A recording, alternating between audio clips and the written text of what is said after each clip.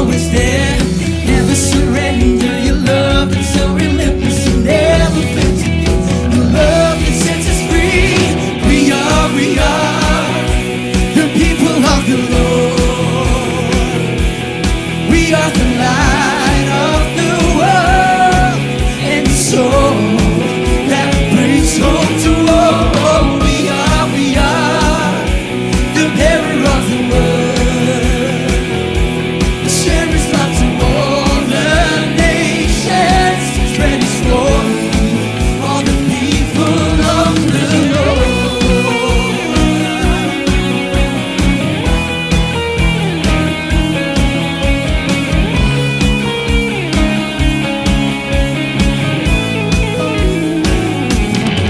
We say, we are your people. We are the reason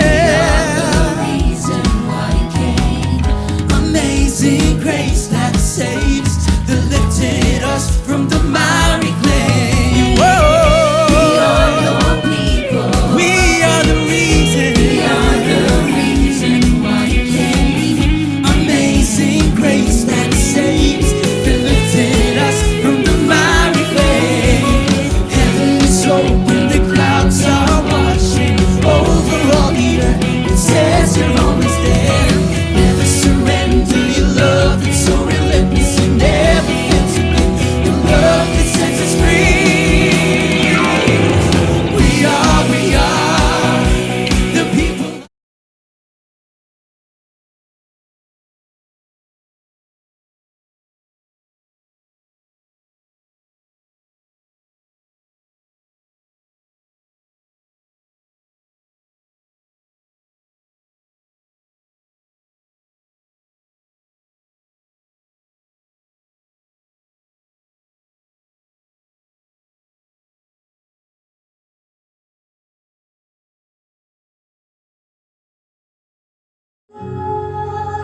Oh Jesus, wash me. Oh, the blood of Jesus, shed for me. What a sacrifice that saved my life. Dressed of blood, it is my victory.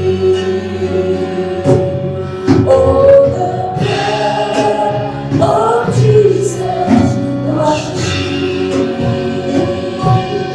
Oh, the blood of Jesus shed for me. What a sacrifice that saved my life. Yes, the blood is my victory. What a sacrifice that saved my life. Yes, the blood is my victory. Hallelujah. Pwede ba parapakan muna natin ating Panginoon? Since this is first Sunday, and it is a tradition na tayo po ay nagsasalo-salo sa pagkainan ng Panginoon tuwing unang linggo ng buwan. No? Please grab your elements. Meron na po ba tayo dito? Ito po yung elements natin. Kasi if you are first time, this is what we do. You can, sino po yung mayroong wala pa? Yan. Bubuksan po natin.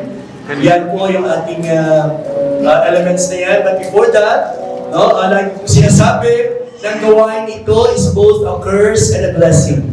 No, curse dahil kung ito po ay ginagawa natin na hindi seryoso at hindi tayo humingi ng kapatawaran sa Panginoon, then the blessing that is reserved for this undertaking, no, will be thwarted. No? So, para sigurado tayo, let us ask forgiveness from the Lord.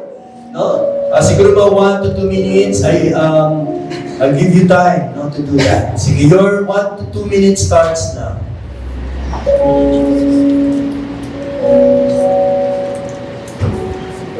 Hallelujah.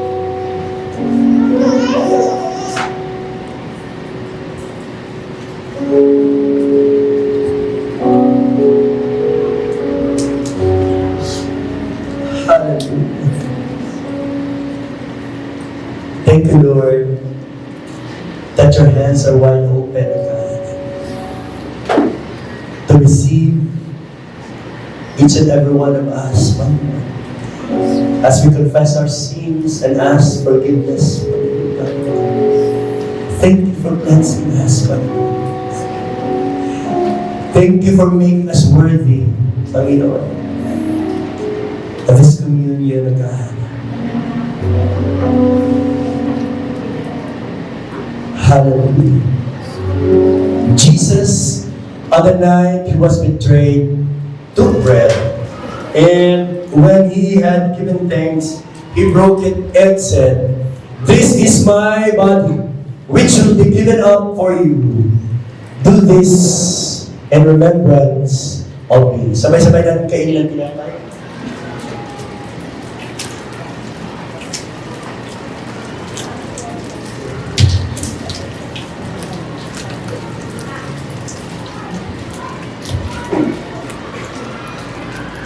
In the same way, after supper, he took the cup, saying, "This is the new covenant in my blood.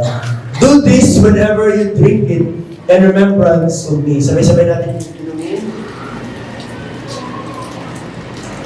Let us pray. Hallelujah. Lord, maraming salamat for allowing us, Panginoon, to be partakers of the communion of God. At alam namin, Panginoon, that will strengthen our spiritual self, Panginoon. At alam din po namin, Panginoon, na bawat aspeto ng aming mga buhay, Panginoon, as we commune with you and you in us, Panginoon, ay magkaroon ng kapangyarihan, Panginoon. Kapangyarihan upang magpatuloy, Panginoon, sa paglilingkod sa iyo. Kapangyarihan na magkaroon, O Diyos, ng pag-asa. Kahit na marami kaming nararanasan sa buhay, Panginoon, ay patuloy mo kaming binibigyan ng pagkakataon, Panginoon, na patuloy na manalig sa iyong mga pangako, Panginoon, na hindi nagmamaliw, O God. Lord, thank you for let us remembering the greatest sacrifice this world has ever received, and that is the sacrifice of your Son, Jesus, on the cross, Panginoon. Maraming salamat, Panginoon, na because of this sacrifice, kami ay nagkaroon ng panibagong buhay. Naging malaya kami sa kasalanan, Panginoon, at patuloy kami nagkakaroon ng pagkakataon, Panginoon, na makaambit sa buhay na walang hanggan, na ipinapangako mo sa mga tao na nagtitiwala sa iyo. Salamat naman ngayong umaga, Panginoon. Buksan mo ang aming mga isipan, buksan mo ang aming mga tainga, Panginoon. Buksan mo ang aming mga puso, Panginoon, sa iyong sasabihin sa amin sa umaga nito, God. Patuloy kang magpapahayag, Panginoon, at patuloy mong gawin tunay ang iyong pangako na yung mga salita hindi babalik sa iyo, Panginoon, na hungkag. Pagkos ito, Panginoon, ay magkaroon ng epekto sa buhay ng bawat isa, lalo-lalo na mga taong tutupad nito, Panginoon. Maraming salamat na tunay ang iyong mga salita na maging gabay sa aming mga daraanan, Panginoon. Ilaw at lampara, Panginoon, sa aming mga paa, Panginoon. At maraming salamat na hindi mo kami babayaan, at patuloy kang magbabago at magpapagaling, Panginoon. Patuloy kang magpapala, Panginoon, ng mga buhay, lalo-lalo na ng mga nakikinig sa iyo at sumusunod sa iyo, Panginoon. Maraming salamat, Ama. Ito ang dalangin sa pangalan ni Jesus. Lahat magsabi na, Amen and Amen. Pwede po na po tayo upo. Hallelujah. Yes. Wow. Hallelujah. Kamusta po tayong lahat? Amen? Okay lang po ba tayo? Hallelujah. Maraming salamat sa Panginoon na inalaw niya muli ang bawat isa sa atin na maparito sa kanyang bahay panambahan. This is His holy ground. This is His appointed place. No? COG General Trias. No? At ngayong umaga ay pagsasalusaluhan natin ang salita ng Panginoon at ito'y pinagmagatang kong one anothering. Now, pwede ba natin sabihin one anothering? Yan, nasa subtitle ng sabi ay practical side of Christian living. So mamaya makita natin kung bakit siya practical side of Christian living. So let me start by a narrative. Kasi dito yung mga taga-probinsya, lumaki ng probinsya. No, lalo-lalo na yung may mga taniman ng palay, no, na ngayon ay sinasabi nilang tuyot na, no? Nakarinig ko lang sa TV, no, parang 2 days na balita na napakalaki na ng effect ng drought, no? So napakahalaga ngayon ang bawat butil ng bigas at bawat, siyempre, uway o dayami, no, ng palay. No? So kita natin natutuyot na talaga. So my story is about that. It's a story of a farm boy na alam mo naman sa probinsya meron tayong tinatawag na karosa. No? Sino nakakita ng karosa? Yung inihila ng inihila ng kalabaw. Doon nilalagay ang mga ani habang hindi pa ito sa amin nililinas. Nililinis siya para ang dayami ay mahiwalay sa mga butil. No? Nakukuha niyo pa ba yung ibig ko sabihin? So nilalagay mo na ito sa karosa at ito transport doon sa lugar kung saan maglilinis. No? At ihiwalay ang butil sa kanyang dayami. No? So habang siyempre, pinupuno ng bata yung kanyang karosa at when he was about to move at siya po ay papunta na doon sa lugar kung saan niya i-transfer yung kanyang mga palay, ay biglang nagbumagsak, no? Sa sobrang puno. Bumagsak at talagang tumaob ang karosa. At ito hindi nalingid sa kanyang kapitbahay. As a good Christian, siyempre yung kanyang kapitbahay ay tinawag siya, no? Ang pangalan niya ay John. John, halika muna, no? Bakit, ano nangyari dyan? So, talaga palang, bagsak na bagsak, pero tutulungan kita, pero kumain ka muna saglit, alam ko gutom na gutom ka. Alam mo yung sagot ni John? Sabi niya, yes, opo, talagang kailangan ko ng tulong. No? Pero parang hindi na ako makakain kasi kailangan ko kaagad maibalik itong mga palay na natapon at nawala doon at naibangon ang karosa. No? Siguro magagalit yung tatay ko kasi pag ganito yung hindi ko kaagad nagawa ito. Pero sabi ng kapitbahay niya, hindi, ngayon na kumain na tayo. No? Ang trabaho makapag-antay. So napilitan tuloy si John na sumama sa kanyang kapitbahay at kumain muna. Pero sinabi niya pa rin doon sa kanyang kapitbahay na palagay ko magagalit talaga si tatay. Sabi ng kanyang kapitbahay, pambihira ka naman dyan, bakit naman magagalit yung tatay? Pinakain na nga kita eh. Saan bang tatay mo na yan? No, sabi ni John, ano po siya sa ilalim ng dayami? Sinatabunan po siya. Natabunan pala yung tatay, kaya pala ganyan. Pero alam niyo po, kidding aside, no, sa probinsya, buhay na buhay pa. No? I don't know in your provinces, pero buhay na buhay pa yung mga tao na always taking care of not only their household, but their neighbors as well. Natatandaan ko pa na ako po ay nasa probinsya, kung anong ulam namin, kung adobong ulam namin, yung 5 bahay sa paligid namin, adobo din po yun. Yun din po yung ulam nila. No? So, ibig sabihin, kung tuyo ang ulam namin, ulam din nila. Ibig sabihin, kung ano yung nakahanda sa mesa, yun yung nakahanda sa kapitbahay. Tama mo ba? Sino po yung mga kapitbahay dito? Kung, I don't know kung ito po ay naranasan pa natin, no? Kahit na sinasabi natin kapitbahay, pero malayo na po yan, kapitbahay pa rin. Dito kapitbahay mo na, hindi lang pagitan nyo, pero hindi na pa tayo magkakilala. What happened? No, to our one another. No, anong nangyari sa mundo na lalo-lalo na sa syudad, no, na because of technology ay parang hindi na kakilala. Na parang hindi na yung kapitbahay mo ay nabibigyan mo ng pagkain, no? O minsan, you have time pa para makipagkwentuhan sa kanya, yung problema niya. Ngayon parang wala na kapitbahay mo, parang stranger na. Tama mo ba ako? Lalo na sa mga subdivision, no? Sometimes, it is a good excuse, no, para sabihin natin na ay, wala na akong pakialam sa kanya, no? Kasi hindi ko naman siya kilala. Pero alam mo ba, na bawat isa sa atin ay may pananagutan sa ating kapwa. Amen? Hello? Baka nakalimutan po natin yan. God, of course, has entrusted us with a family. Amen? God also, when you become a Christian and accepted Jesus as your personal Lord and Savior, has put you in a church na mga tao din ang kasama. Amen po ba? But sometimes, we don't care for our fellow man. Lalong-lalo na ating mga kapwa Kristiyano. Sabi nga, bago ka tumulong sa labas, dapat yung household mo muna. And spiritually, no, ay dapat dito muna tayo sa loob bago tayo sa labas. But I'm not, of course, limiting your concern to reach out for others outside, kasi yun naman talaga ang mission natin.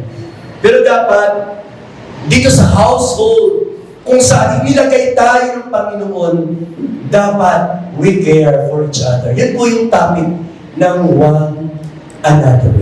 Amen? Dahil dyan, yan daw po yung practical side of Christian living. Alam po ba na sometimes we thought na it is only because we have already have a relationship with the Lord ay hindi na dapat tayo makialam sa iba. Even Christians believe this, na basta may relasyon ako sa Panginoon, tama na po yun. I don't care about others anymore. Pero alam po ba na hindi natin pwedeng paghiwalayin ang ating relasyon sa Panginoon at ang relasyon natin sa ating kapwa? Kasi sabi ng Panginoon, paano mo nasabi na mahal mo ako kung ang kapwa mo ay hindi mo kayang mahalin? Amen po ba? Sabi ng kasulatan, God has summed up the 10 commandments and all other laws into 2. Anong sabi ng Panginoon? Love the Lord your God with all of your heart and with all of your soul, with all of your mind, with all of your strength. Hindi na tapos doon. Ano sabi pa ng Panginoon? And love your neighbor as yourself. Hindi tuldok ang nakalagay doon. Ang nakalagay doon ay semicolon. Ibig sabihin, dugtong pa rin siya ng unang law. So, hindi natin pwedeng maghiwalayin. No? It's not enough that we say we have personal relationship with the Lord. Na natanggap na natin ang Panginoon, wala na tayong gagawin. In fact, pwede questionable ang sinabi mong relasyon sa Panginoon kung wala kang tunay na relasyon sa iyong kapwa. Kasi the evidence that you love God is you love people whom God has already given His life to. Amen? Katulad mo na binigyan din, na ibinigay at ibinuhos din, inalay din ang buhay ng Panginoon para sa Kanya. So, magiging Kristiyano is not meant for isolation. That's what the Bible says. No? Walang Kristiyano na lone ranger. Nung tinanggap mo ang Panginoon bilang yung Panginoon na tagapagligtas, dinala ka niya sa church. No? Maybe hindi dito ka agad sa Church of God. Maybe na-born again ka in the province, and doon may church, and you were brought there by the Lord into His divine family. Pero nakakalungkot minsan, we just come, and we just go. We have not nurtured the relationship that God wants us to have with our fellow man. Actually, meron akong isang nabasang very alarming survey, no? Na mayroong isang church, inalaw niya isang surveying company na magtanong patungkol sa kanilang relasyon ng bawat mga mananampalataya inside the church. At ang tanong, sabi niya, ang unang tanong, ilan sa mga mananampalataya na kasama mo sa church na yan ang kilala mo? Kilala pa lang yan, kilala pa lang.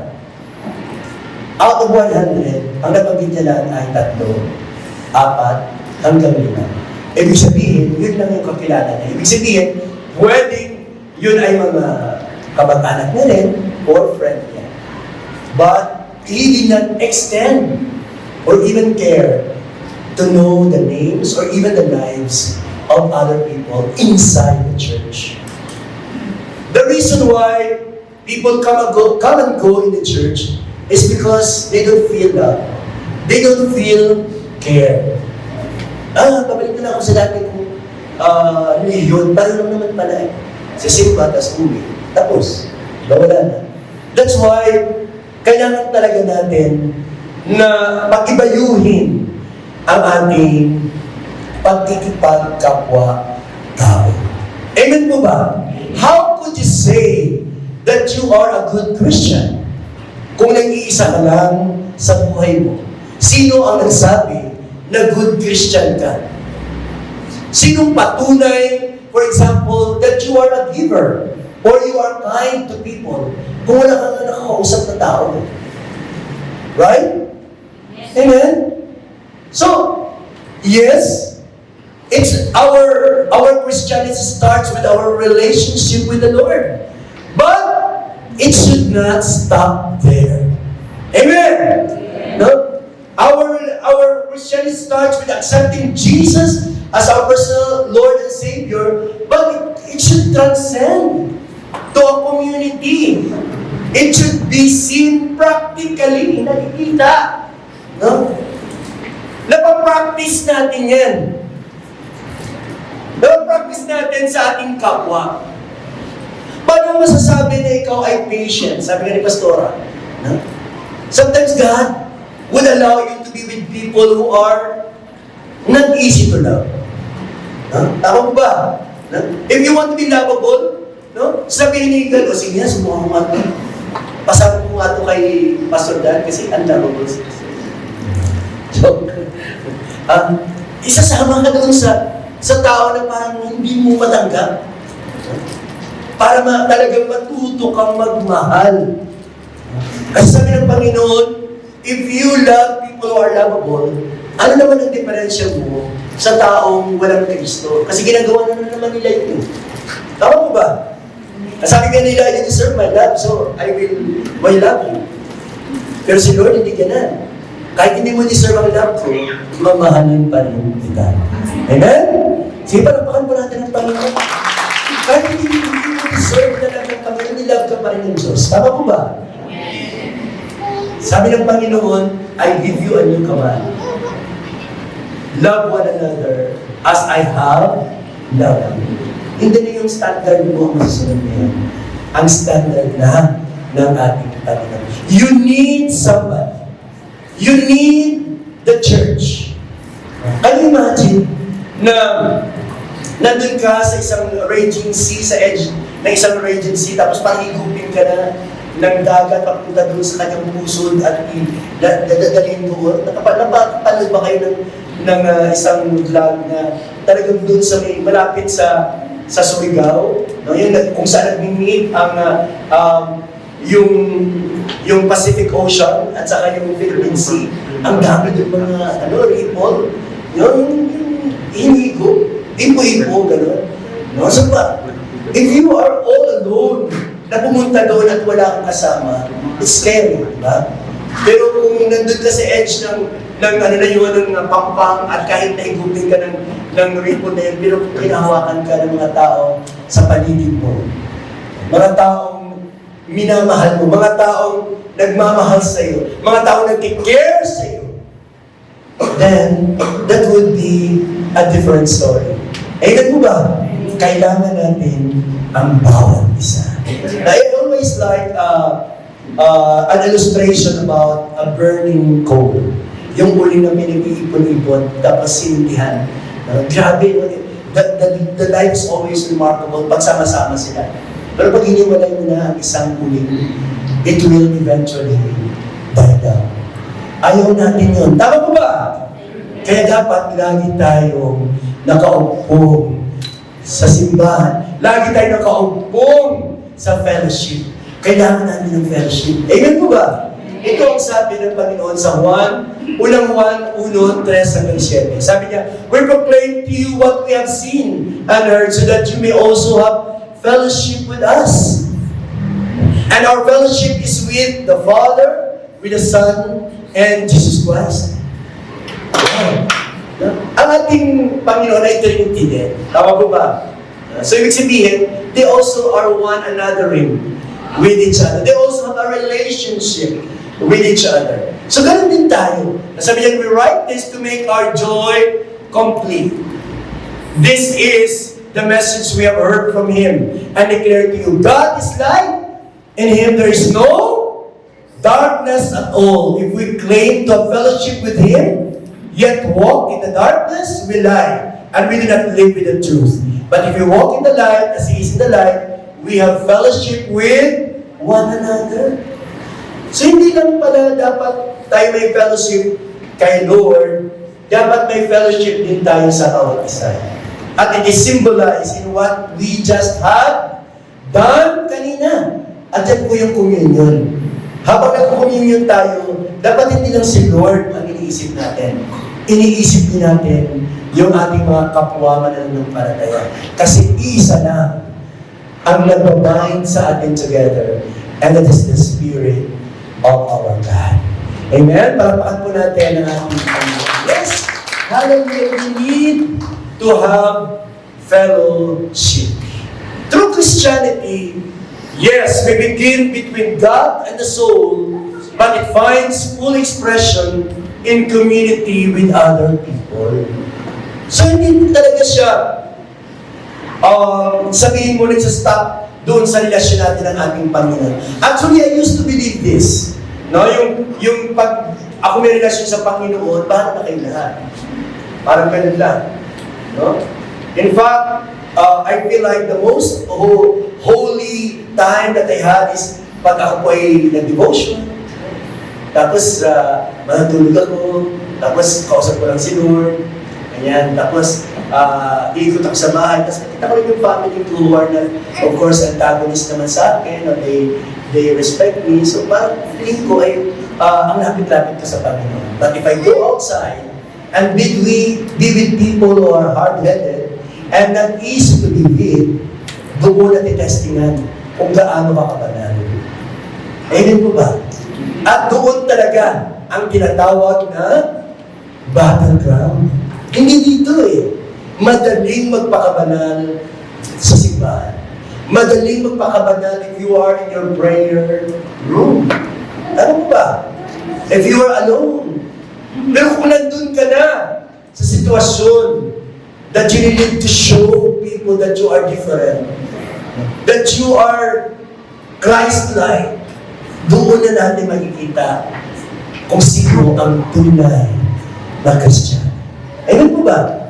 Kaya nga, kailangan natin ang bawat isa. Kailangan natin ang church. Kailangan natin ang samahan ng mga mananampalataya. Kasi kung mag-iisa lang tayo, sabi nga dun sa Pedro, ang ating pong kaaway ay laging naghahanap yan ng somebody to devour. No? Yun ang gusto niya. Yung mga taong umaalis, yung mga taong nagpabanjing-banjing lang. No? Yung walang ginagawa. No? Hindi nagpapatibay ng kanyang pananampalataya. No? You know, brothers and sisters, I have one thing to remind you. Now, mayroon tayong responsibilidad sa ating spirituality. Hindi automatic na matibay na kagad tayo. Tama po ba? Naging matibay kayo ngayon dahil sa mga pagsubok na inyong naranasan. Tama po ba? And dahil sa mga pagsubok na yun, you have been close to God. No? Lalo tayong kumapit sa Panginoon, lalo tayong nagtiwala sa Panginoon. So that when new struggles and new temptations No? Yung dumating sa ating mga buhay, lahat ng iyon ay nakakayanan natin because we've been there. Amen? No, nandun na tayo. Napagtagumpayan na natin ang mga bagay na ito. Kaya minsan nakakita tayo ng mga tao na buti siya nakakayanan niya yun. Ang problema ko wala ay maliit lang, pero bakit talagang ang bigat-bigat? Pero bakit sister? Parang pasan niya ng mundo, pero nakakatawa pa rin siya. Huh? Bakit si sister? Araw-araw ay parang isang kahit isang tuka. No? Pero masaya siya. Bakit? Huh? Dahil may Kristo siya sa puso at napagtagumpayan niya at binigay niya kanyang buong pagtitiwala sa Panginoon. That whatever happens, God will provide kung ano ang kanyang panginoon. Again, we need each other. Kaya nga sabi ng isang Swindoll, sabi niya, fellowship occurs, I believe, when there are expression of genuine Christianity freely shared among God's family members. Ganito pala nangyayari. So kailangan pala natin na laging uma-attend sa mga fellowship. This is a kind of fellowship. Hello? Yung pag-attend natin sa katulad nitong mga gawain ay fellowship. Pero iba yung ginagawa ng one anothering, which we will be discussing a little deeper mamaya-maya. No? So yan po ay isang example ng one anothering. Kasi sa setting na ito, bagamat ito ay fellowship, we cannot hardly, we can hardly do one anothering here.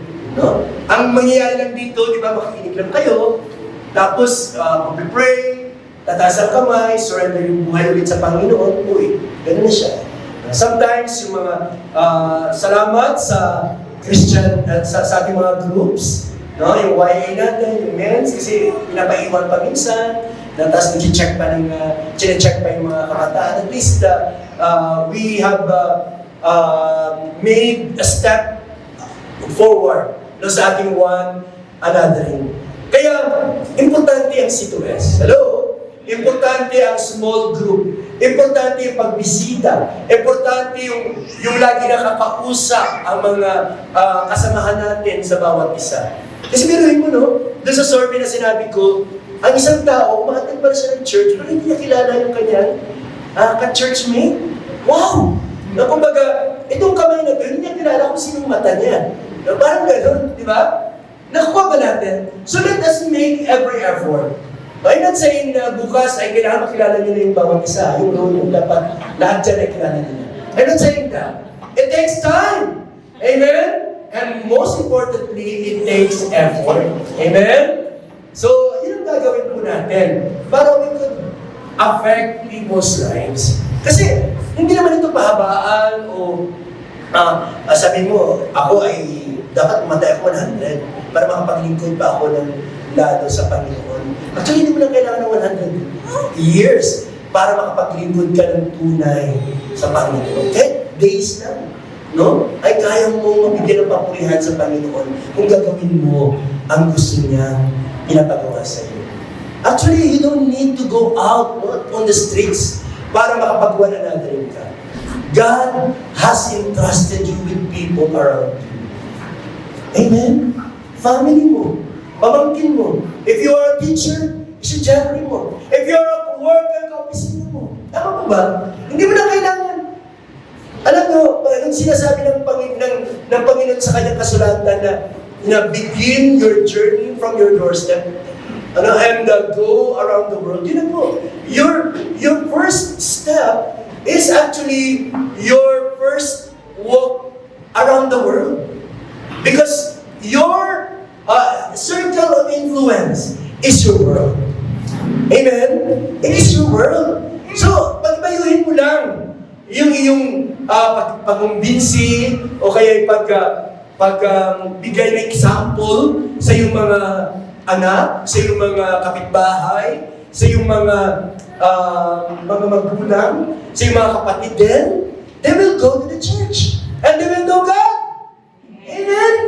So, kailangan talaga na gawin natin genuine ang expression ng ating pagmamahal sa ating kapwa. That is fellowship. Sabi pa dyan, true fellowship is not optional. It isn't a take or leave it kind of thing. Kasi ang church, ang Diyos naman ang gumawa, hindi naman tao. Hello? No, ang church ay gawa ito ng Panginoon. No? Kaya, that's not optional. Ito yung ginawa niya na dapat natin masundin. No? Para tayo po'y lumago. No? Saan ba kayo nakakarinig ng salita ng Diyos? Sa church. No? Saan kayo nakakarinig ng sermon? Sa church. Saan kayo nakapagpupuri? Sa church. Diba? Dapat kung nakagagawa kayo ng mabuti, no? Sa church. By the way, we have a meeting mamaya ng mga workers because we'll be talking about our car. No? Baka din naman ang Panginoon kahit ngayon ko ay God ko ay still believing galing sa ating Panginoon. It was inspected at maayos naman at i-report na as mamaya yung at sana kung nandito rin yung mga concern ng mga tao na dadaanan ng ating pong rota, no? Doon i-discuss no? kung saan mag-pick up at kayo po ay ihati din. No? Ang rota niya na una sa ngayon pa lang ay kanina ay Villa Vista. So umikot sa Villa Vista, tapos ang alam ko nag-wait siya for ilang minuto doon sa may Victory, doon talaga sa tapat ng Victory.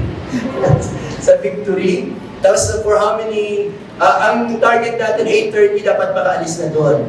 Tapos, kasi medyo problema tayo sa pag-pick up ng second service. So ang gagawin natin sa second service ay ganun pa rin yung rota. Kung kayo po papunta doon, pwede kayo sumakay. Mamaya, kumari, uwi kayo, tapos anong capacity kasi niyan ay mga 20 to 22. No? So, kung kayo po ay walang pamasahe o kaya gusto nyong maka-avail ng service ng Panginoon ay ng ating church, ay pwede kayo sumakay. Warat tsera kayo, ititidalaan kayo papunta doon sa basta ano lang siya, anong darong. Okay po? So, ipapublish din po yan after the meeting mamaya ay mga rota at saka mga oras. So far, tatlo pa lang, pick up tayo ng first service. 8:30 ang pinaka huli. Tapos maghatid siya sa first service. Tapos maghatid ulit siya sa second service. Ganun po pala.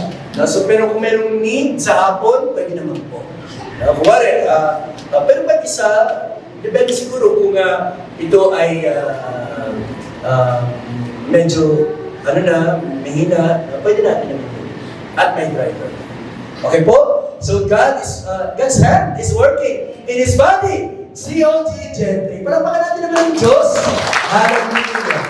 Yes, sabi sa nakasulat dyan, if you want to please God individually and collectively, then we must work toward real Christian community. Kailangan ayusin natin ang pagkisama natin sa bawat isa sa church setting.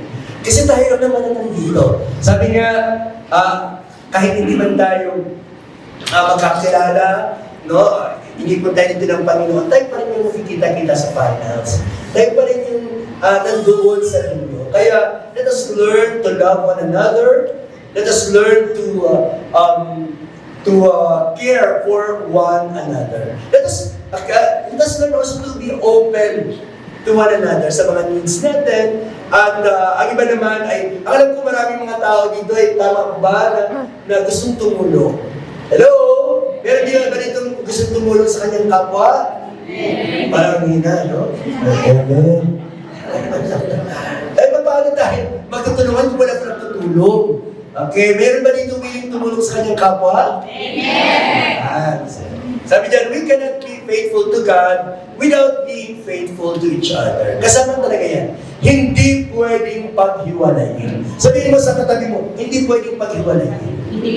Ang pag-ibig sa Diyos at pag-ibig sa kapwa. Ganun po talaga. Amen? So, now, let us know what is one another. Ano ba ang ibig sabihin ng one another? So galing lang po yan sa word na one another. Compound word. Pero yan po ay ginawang verb ni Simon Shook. No? Siya po ang unang naggamit niya ng one anothering. Kasi sabi niya, yung one another ay usually dapat tumikilos yan. Hindi po yan nakaupo lang. Sabihin mo, hindi nakaupo lang. Kumikilos dapat yan, no? Hindi siya natatapos sa pakikinig. Gumagawa talaga siya. No? Kaya, ginawa niyang verb. One another. Kasi ayaw niya na magiging noun lang or pronoun ang one another. Pronoun pala, no? Kasi hindi naman siya, panghalip lang siya. Okay, ano ba ibig sabihin ng one another? Ang one another is synonymous to each other. Lalo na pag dalawa lang kayo. It is a two word in English. But in Greek, ito ay, yung pang pagkasulat. Ang kanyang pagkasalita ay I lay low. Sabihin nga natin, I lay low. Loan, parang utang, no? Utang. So, dapat meron pala tayong utang sa ating kapwa. So, ibig sabihin may pananagutan tayo talaga sa ating kapwa. Totoo po yan. So, Pastor, bakit naman gano'n? Hindi ko naman siya ano-ano. Bakit ako may papananagutan sa kanya? Hindi pwede mo sabihin mo na hindi ka ano-ano. Kasi kung taga-Amerika yan, mga kano yan, diba? Na katira sa US, palagay ko wala ka naman pananagutan doon. Layo-layo na doon. Tama mo ba? Ang pananagutan mo ay yung katabi mo. Pananagutan mo yung friend mo. Pananagutan mo ay yung co-worker mo. Kasi nakakasalamuha mo siya araw-araw. Pananagutan mo yung anak mo, nanay mo, kapatid mo. Yun ang pananagutan mo. Your area of influence. Amen po ba? Amen. Ang one another is used 100 times and in 94 New Testament verses. Wow! So, ibig sabihin, ay sa isang verse may nagdoble. Kasi dapat kung tag-iisa lang, 100, tama ba? So, ibig sabihin, sa isang verse, pwede nagamit ang one anothering 2 or 3 times sa isang verse. Kasi 94 lang na verses natin. 47 of those verses gives instruction to the church, and 60% of those instruction came from Apostle Paul. At ito po yung kanyang purpose. It specifically refers to set of exhortation or instruction on how one believer ought to behave in relation to another. So meron palang, ang freedom pala natin ay hindi absolute. So ibig sabihin, may dapat pala tayong mga sundin na mga dapat natin igawi, dapat natin i-react, o dapat natin gawin, no? Para masabi natin that we are doing one another. No? Example nito, I love one another, bear one another burdens, forgive one another, provoke one another into love and good works. Pag bilang provoke, alam ba natin yung provoke? Provoke is usually a negative term. Tama? Pinuvoke mo ako, di nasampan mo tayo. Kasi parang ginamit, no? Provoke. Ikaw kasi nanguna eh. Usually negative yun. Pero dito, ginamit siya as positive, no? Provoke. Ibig sabihin, stir up natin, encourage natin, no? Pilitin natin. May sinasabi na ang mga pastor daw ay good provokers. Kasi napapakilos. But I think that's not true. No? Para sa akin, kaya kumilos ang tao dahil ang sinasabi ng pastor ay salita ng Diyos. Wala kapangyarihan ng pastor. Ang may kapangyarihan ay ang salita ng Diyos na aking binabanggit sa inyo. Amen? Malapakan po natin ang Diyos. So, provoke one another to love and do good works. So in the Bible, there are 4 groups of this one another. Yan po yung share ko sa inyo. Yung 4 na grupo ng one another or paano mag-take care sa bawat isa. First group is unity. Dapat tayo daw ay nagkakaisa. Oh. Imagine mo ba na ang isang body ni Christ ay hindi nagkakaisa? Ano kaya mangyayari doon? Ang hirap, no? Parang sinangat, parang popcorn. Na parang hindi natin maintindihan. We needed. God always exhorts unity in His family. Kahit na magkakaiba-iba tayo, ay God sees to it that even in diversity, we will be unified. Amen? Sabi niya sa 1 Corinthians 1:10, sabi niya, I appeal to you, brothers and sisters, in the name of the Lord Jesus, that all of you agree with one another in what you say, that there be no division among you, but that you be perfectly united in mind and thoughts. So pag iba yung direksyon ng ibang tao, ay ito yung nagpapabagal sa growth ng isang church. Look at your family. Pag iba-iba yung mga iniisip ninyo, mabagal siya. Pero pag isa lang kayo ng direksyon, then ang bilis ng pag-unlad ng inyong tahanan. Ganun din sa negosyo, ganun din sa mga team sports. Sa basketball, sa soccer, sa baseball, kung ano mga team sport din sinasalihan natin. Laging sinasabi ng coach, without cooperation, without unity, we cannot beat our enemy. Lagi po yan. Kahit gaano pa kayo kagaling, kung isa sa inyo ay bakaw, ano bakaw? Yung buhaya, or ano ba? Ganun. Medyo parang gusto niya silang lagi nakashoot, di ba? Ganun. Selfish. Hindi talaga siya magsasaksi. So kailangan natin, let us be unified. Ang division pala ay bawal sa church. Yung pagkanya-kanya. Kami lang dito lang kami. Bawal kayo sumali. Ano to, clique? Yung clique, ito po yung exclusive. Ang church is not exclusive. Hello? The church is never exclusive. Jesus is never exclusive. No? Habang nandito tayo sa lupa, may pagkakataon po tayo makarating sa langit. Alam, lahat ng tao ay may pagkakataon. I know that heaven is exclusive, but habang buhay po tayo, ay ini-include pa rin tayo. Sabi nga ng Panginoon, kahit isa, ayaw ko mapahamak. Pero ang katotohanan ay hindi lahat talaga ay mapupunta roon. Dahil maraming matigas ang ulo. Ito yung mga verses about unity. Pwede picturean nyo na lang po para hindi na natin basahin isa't isa. Don't grumble daw. Accept one another. Ganyan po. Don't be boastful. Gently and patiently tolerate one another. Be kind. Seek good for one another. Ayan. Pag nag-complain, ayan, confess your sins with one another. Yung confessing your sins with one another, dapat siguro yan ay pipili naman. Huwag naman. Yung parang, kasi kapatid ko siya sa Panginoon, sabihin ko na lahat sa kanya. Hindi naman siguro. Dapat ka muna.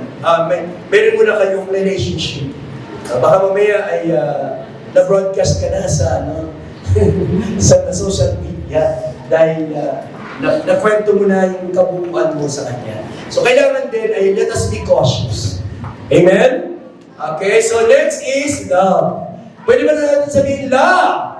Love. So, actually yung love, siya na po yung parang umbrella. Umbrella ng lahat ng mga grupo na ito. Kasi, for example, unity without love, hindi po yan mabubuo. Sabi sa John 13:34-35, sabi dyan, a new command I give you. Love one another as I have loved you, so you must love one another. By this everyone will know that you are my disciples if you love one another. So love pala ang basihan kung bakit makikilala po tayo. So, pero yung love ay may iba-iba po itong angle So, there are many kinds of love in the Bible. There are 4 kinds of love. Kaya hindi pwede na I love ko siya. Yun pala, hindi pala yung agape. Ang one another kasi is agape love. The love of Jesus with no condition. Pero mayroon pang ibang, may tatlo pa na love kasi yung eros. What is this eros? Ito po yung romantic love or sexual love. So hindi ito inuukol kahit kanino lang. Diba? Tama po ba? Yung agape love, kahit kanino yun. Actually for all yun. Kahit sino lang. Pero romantic love, pili lang po yun. Tama po ba? Be careful kayo dun ha. No, baka sabi ni Sir, love, love, love. O sabi ni Pastor, love, love, love. Hindi po yan. Meron tayong tinatawag na storge or story. Ito po ay love for our family members. No? Yung ating mga tatay, nanay, kapatid. Natural siya. Dugo. No? Sa dugo siya. No? Dahil kadugo mo siya, mag-ano loob mo sa kanya. No? Natural na umaagos talaga. Kasi nasa genes yan eh. Yung genes niya ay napunta sa'yo. Kaya, naturally, magaan ang loob mo sa kanya. That's what you call storge. Meron din filial. No? Filial friendship yan. And it is developed through times. Walang friendship na ngayon na magkakilala friendship na agad kayo. Hindi naman gano'n. Ang friendship is, it is developed through times. Pero yung agape, yun pong hinahanap ng Panginoon sa atin. Pag sinabi ko, alam mo ba ako? Dapat ang ibig ko sabihin dyan ay agape. Agape, si Peter, ginanong din ni Lord. No? Ilang times, marami, no? Hanggang sa naintindihan niya kung ano ang hinahanap sa kanya ng Panginoon na klase ng pagmamahal. At yun po ay yung love. Pero, minsan, yung love na ito ay ang love kasi very complicated yan. No? Kaya dapat alamin din natin yung tinatawag na love languages ng ating mga minamahal. Ano po ba yung mga love languages? Sabi ni Gary Chapman, there are 1, 2, 3, 4, 5 languages. Una ay word of affirmation. Pag gusto niya, pinupuri siya lagi. Na yung kanyang mga ginagawa na tama ay sinasabihin mo, wow, good, excellent. Ganun po. Wow, galing mo naman. Ganun yung kanyang, ang kanyang way na mapakita ang kanyang pagmamahal o matanggap ang pagmamahal sa kanyang kapwa. Kasi kung anong ginagawa mo, yun din yung love language mo. Kung lagi ka nagpupuri sa iyong kapwa, ibig sabihin, gusto mo rin purihin ka ng iyong kapwa. Ganun lang yun. Wala nang plastikan. Kung ano yung ginagawa mo, ayun din, nagbibigay ka. Kasi gusto mo rin, in a way, na sana makatanggap ka rin. Tama po ba ako? No? So, ang ayaw na ayaw ng word of affirmation na love language ay criticism. No? Kahit minsan constructive ba, dahil yun ang love language niya, ay hinihinay ka doon. No? Hinihinay ka doon kasi lagi siyang maiinis sa'yo. Kasi yung gusto niya nga marinig lagi sa'yo ay yung strength niya. Ganun po. Why, husband mo, ang kanyang love language ay word of affirmation. Lagi-lagi siya, ano ka ba naman, Papa? Ano ka ba naman, mali naman yan? Ano ka ba naman? Kanina ka pa. Anong expect mo na, na reaction? Di siyempre, kasi sa kanyang, ang love affirmation niya ay word of affirmation ay hindi po katanggap-tanggap sa kanya. So alamin natin. Next is physical touch. No? May mga tao na gusto niya hinahawakan, inahaplos, o kaya niyayakap, ganyan po yung gusto nila. No? Kaya be careful tayo dito kasi hindi lahat ng tao ay ganito ang kanyang language of love. Paano yan, babae? Akala mo yung language of love niya ay yakap. Nung iyakap mo na ba, tumang katuloy, di ba? Kasi hindi pala yun ang kanyang language of love. Ayaw din ang hinahawakan siya. So, pero iba-iba ang tao. Kaya alamin mo kung ano ang kanyang language of love. So, ibig sabihin, kung siya po ay clingy, ibig sabihin, yun ang yung language of love niya. Gusto niya rin na siya po ay yakapin o kaya ay hawakan.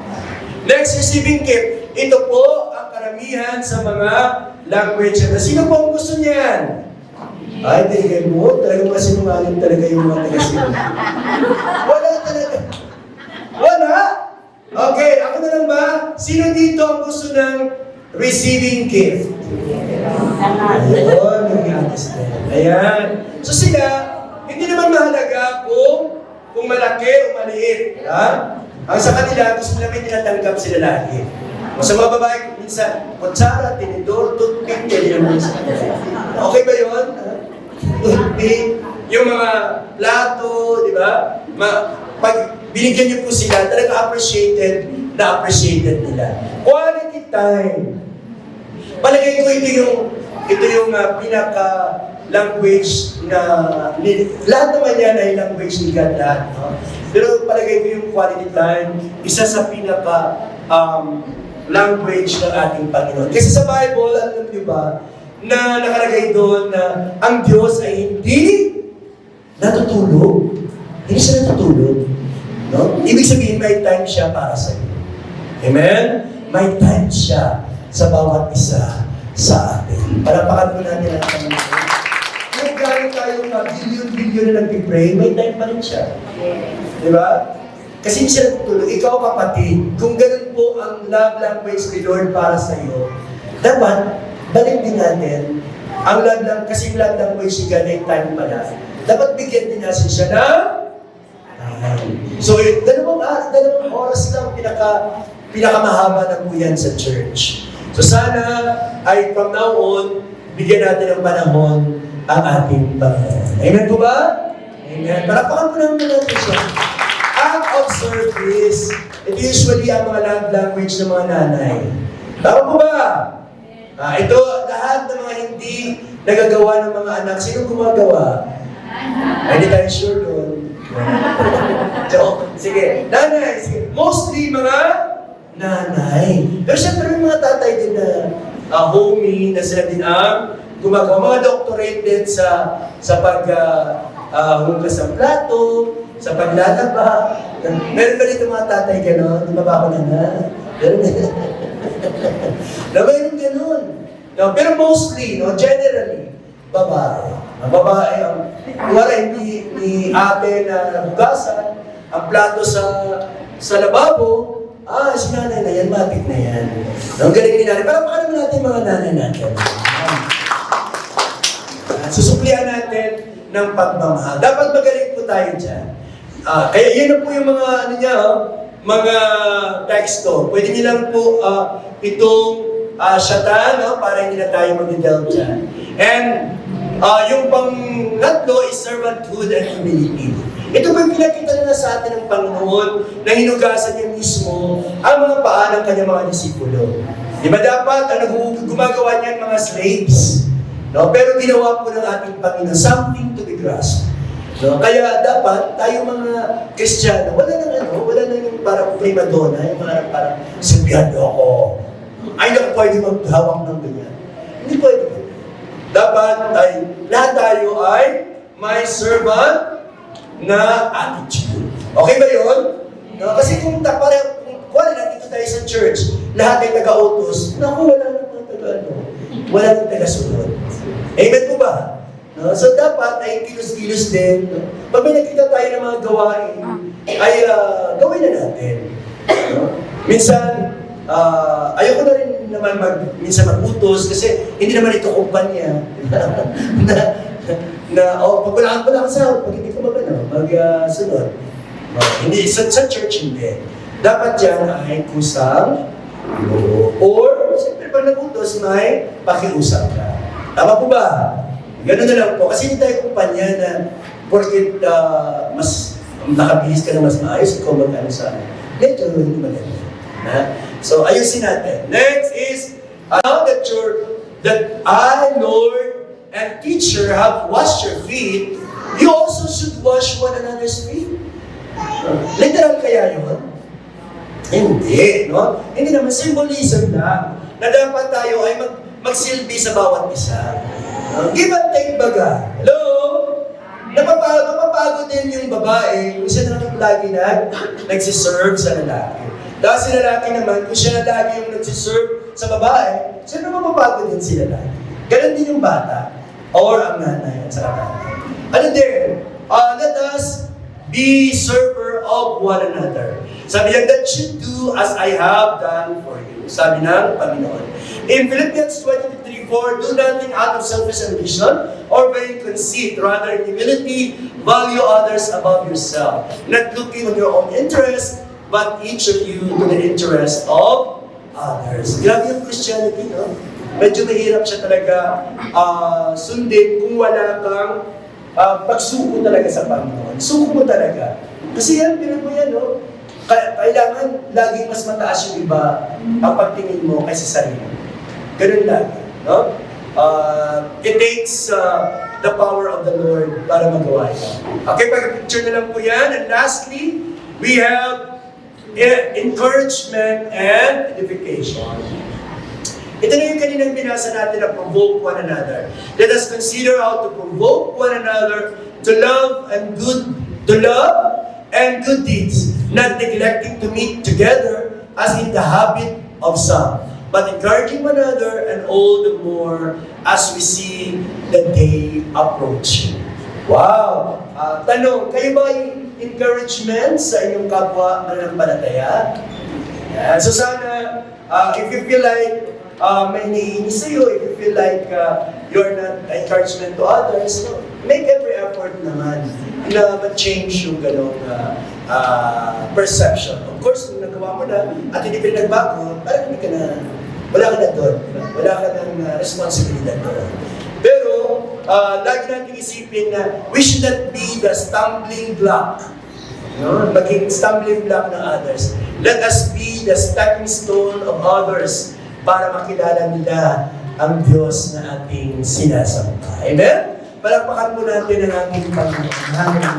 So, among the groups, yung love, yung unity, yung humility, and encouragement, saan doon ang palagay nyo, nahihirapan pa po kayo? Kayo lang makakasagot doon, siyempre.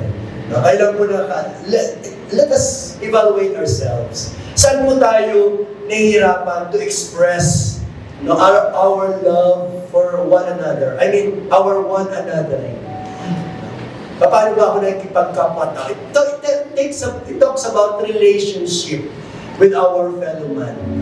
With not only the church. Hello? Not only the church. Pwede itong relasyon na mag-ina. Forgive one another. Amen? Forgive one another. Na walang panalo sa hindi nagpapatawad. Walang panalo doon. In fact, parang double dead ka doon eh. No? Nang ginawan ka ng kasalanan, masakit yun, di ba?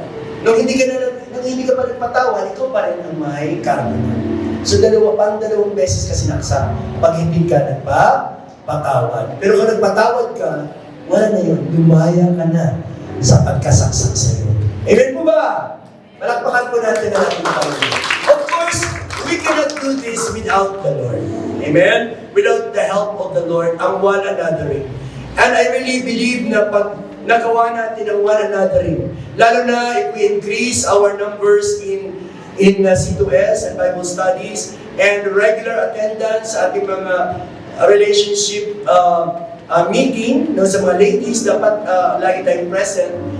I don't think na hindi paglaguin ng Panginoon ang ating simbahan. Maraming salamat sa patuloy niyong pagsusuporta sa COG Gentry. Palakpakan po natin ang Panginoon.